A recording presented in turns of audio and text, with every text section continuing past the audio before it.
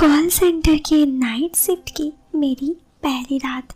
नमस्कार दोस्तों, चैनल पर पहली बार आए हैं तो वीडियो को लाइक करने के साथ चैनल को सब्सक्राइब जरूर करें। इससे हमें और भी कहानियाँ बनाने के लिए अच्छा लगता है कि आपको कहानी पसंद आ रही है। चलिए बिना समय गवाए शुरू करते हैं आज की हमारे इस कहानी को। दोस्तों, मेरा नाम रुचि है और ये कहानी मेरी ज़िंदगी के आज से करीब 2 महीने पहले की है जो मैं आप सबको सुनाने जा रही हूँ। हुआ कुछ यूँ कि मेरा ग्रेजुएशन पूरा होने वाला था, लेकिन लॉकडाउन में सब कुछ चौपट हो गया। अब कुछ ये हाल हुआ कि अब पता नहीं रिज़ल्ट कब आएगी, क्योंकि मेरा ग्रेजुएशन का फाइनल सेमेस्टर था तो रिज़ल्ट आने से मेरी पढ़ाई पूरी हो जाती। लेकिन क्योंकि रिज़ल्ट नहीं आया था, इस वजह से मुझे कहीं जॉब भी नहीं मिल रहा था। मैंने बहुत जगह जॉब के लिए ट्राई किया, लेकिन कहीं जॉब नहीं मिला। खैर, उसके बाद मुझे एक ऑफिस में एज ए रिसेप्शनिस्ट की जॉब मिल गई। मुझे उस जॉब में कोई दिक्कत नहीं थी, क्योंकि मुझे पता था कि जब तक ग्रेजुएशन पूरी नहीं हो जाती मुझे कोई भी जॉब चलेगी। लेकिन हुआ कुछ यूँ कि वो जॉब में सैलरी नहीं मिल रही थी। वहाँ पर जितनी भी लड़की थी सब ने मुझसे कहा कि ये सर सैलरी देना बिल्कुल नहीं चाहते। उनके 2-2 महीनों की सैलरी बची हुई थी, जो मुझे काफ़ी बुरा लगा। मुझे पैसों की काफ़ी तंगी थी। इधर लॉकडाउन चल रहा था, मेरे पापा का भी सैलरी नहीं मिल रही थी, जिस वजह से बहुत ज़्यादा ही दिक्कत सामने आ रही थी। तो मुझे लगा कि चलो कम से कम कुछ तो पैसे आ जाएंगे, यही सोचकर मैंने ये जॉब में अप्लाई किया था। लेकिन चूँकि सैलरी नहीं मिल रही थी तो मुझे इस जॉब में काफ़ी दिक्कतें आ रही थी। फिर मैंने बहुत जगह और भी जॉब के लिए ट्राई किया, लेकिन जॉब कहीं भी नहीं मिल रही थी। फिर मैं जहाँ पर रहती थी वहाँ पर मेरे साथ और भी कुछ लड़कियाँ रहती थी, जिसमें से एक लड़की थी वो कॉल सेंटर में जॉब का प्रिपेयर कर रही थी। उसने मुझे कहा कि कॉल सेंटर में जॉब में सैलरी 15,000 है। यहाँ मुझे 5,000 की सैलरी नहीं मिल रही थी और 15,000 सोचकर मुझे लगा कि ये सबसे अच्छा उपाय है, मुझे कॉल सेंटर में ही जॉब का प्रिपेयर करना चाहिए। वहाँ पर एग्ज़ाम के कुछ 4 फेज़ थे।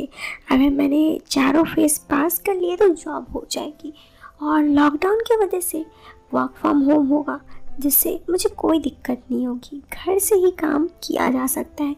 ये सुनकर मुझे काफ़ी खुशी हुआ। उस लड़की को मैंने पूछा टाइम कितने घंटे की है, तो उसने कहा 8 घंटे जैसे नॉर्मली होती है। मुझे लगा ये सबसे अच्छा मौका है, इसी पे ट्राई करना चाहिए। इतना में मेरी वो जो दीदी थी जो मेरे साथ रहती थी, उनका कॉल सेंटर में लग गया। मैंने देखा वो घर से काम करती हैं, उनको कोई दिक्कत नहीं है, तो मैंने भी वहाँ ट्राई किया।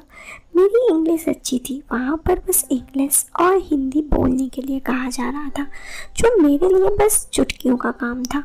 मैंने बहुत जल्दी ही प्रिपरेशन किया और फॉर्म डाला।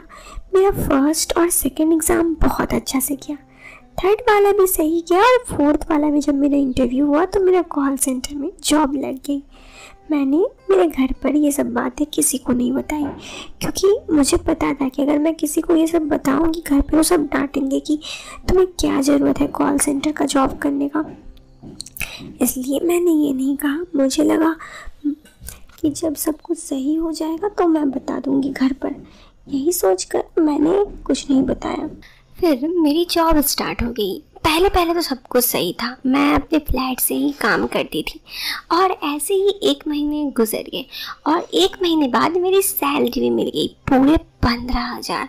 सच कहूँ तो मैं इतना खुश थी कि मैं चाहती थी कि कम से कम मुझे 15,000 की सैलरी मिल जाए, और ये सैलरी मिलकर मैं बहुत ज़्यादा खुश हुई। मुझे सच में विश्वास नहीं हो रहा था कि मेरी सैलरी मिली।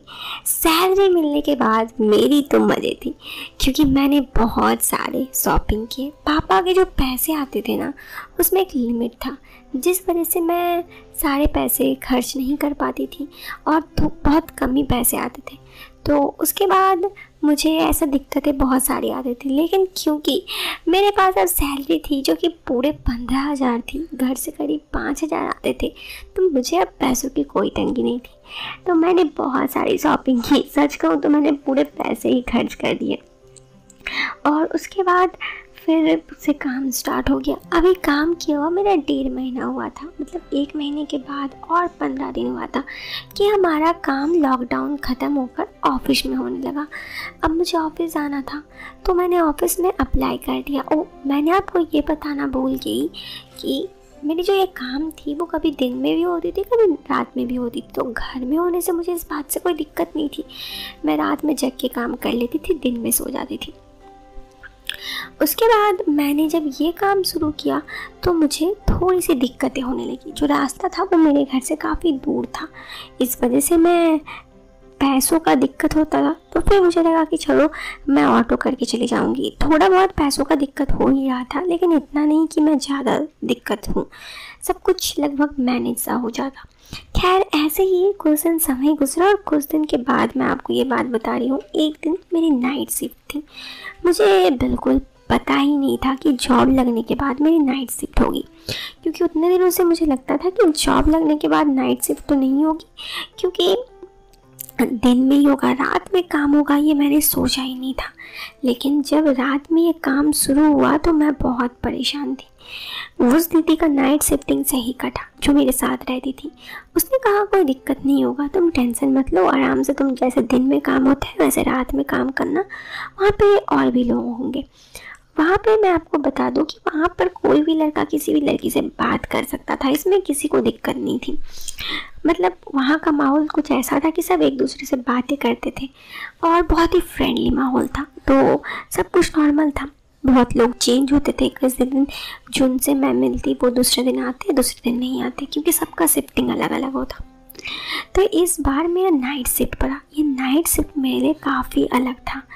मैं घर से निकली 5 बजे, 6 बजे तक मुझे पहुंचना था। मैं वहां पर 6 बजे ऑटो ली, 6 बजे तक मैं वहां पहुंच गई, क्योंकि मेरा नाइट शिफ्ट 7 बजे से शुरू होने वाला था, लेकिन मैं पहले ही पहुंच गई, 1 घंटा पहले। तब सब कुछ सही था, अंधेरा भी नहीं हुआ था। लेकिन जब अंधेरा हुआ तो मुझे थोड़ा सा डर लगने लगा। मैं मतलब किसी को वहाँ नहीं जानती थी, 2-4 लड़के थे जो मुझे देख रहे थे।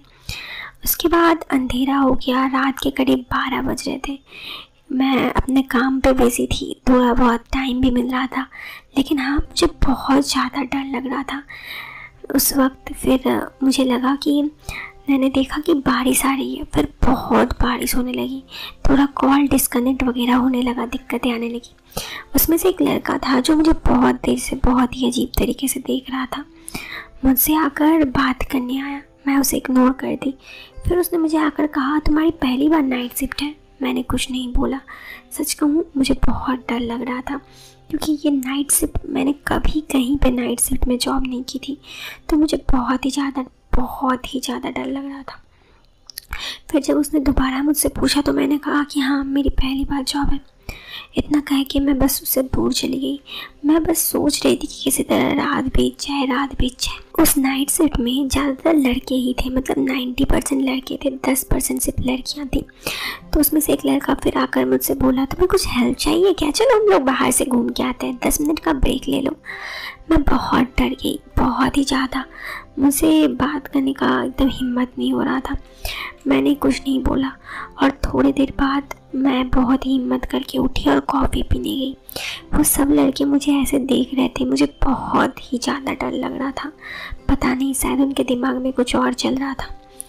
इतना ज़्यादा डर मैं कभी नहीं डरी। हर एक पल मैं सोच रही थी कि मैं किस मुसीबत में पहुंच गई। लग रहा था वहाँ से भाग निकलूँ, सब ऐसे मुझे देख रहे थे, लेकिन क्योंकि मेरी ये जॉब थी मुझे हिम्मत नहीं हो रहा था कि मैं वहाँ से भागूँ। बहुत देर समय गुजरने के बाद धीरे धीरे जब सुबह के टाइम होने लगी तो मेरी हिम्मत बढ़ी। 4 बजे तक मेरी नाइट शिफ्ट ख़त्म हो गई, तो मैं इंतज़ार कर रही थी कि कब मैं घर जाऊंगी। सुबह घर आ गई, मैं सोई तो मुझे सुकून की नींद आई।